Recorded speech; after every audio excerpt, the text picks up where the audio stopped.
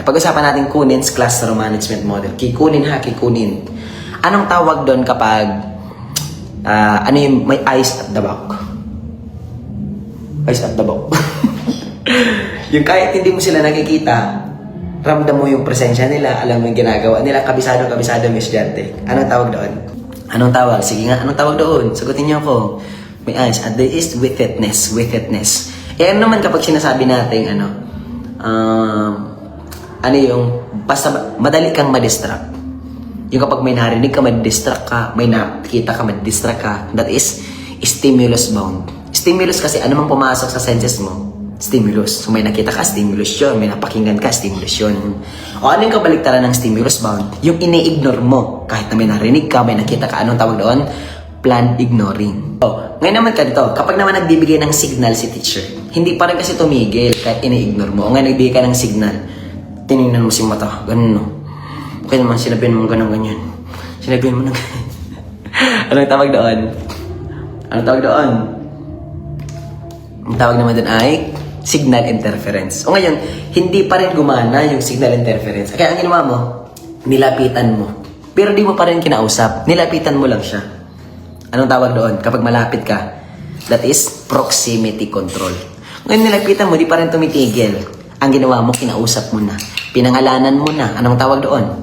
Sige nga, anong tawag doon? Sagot kayo, dali. Anong tawag doon? That is direct appeal. Appeal, inapila mo na. Ano? O nga ganito, kinausap mo na, di pa rin tumitigil. Kasi pala naglalaro ng Mobile Legends.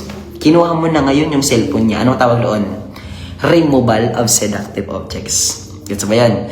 O nga ganito, tinanggal mo na, di pa rin talaga tumitigil. Nag-iingay pa rin talaga. Ang ginawa mo, pinalabas mo ng classroom. O kaya naman, pinapunta mo kay principal. Pinabawat na mo kay guidance counselor. O kaya naman, inutusan mong bumili ng kape sa labas. Anong tawag doon? Antiseptic bouncing. From the word bounce, o pinapalabas mo.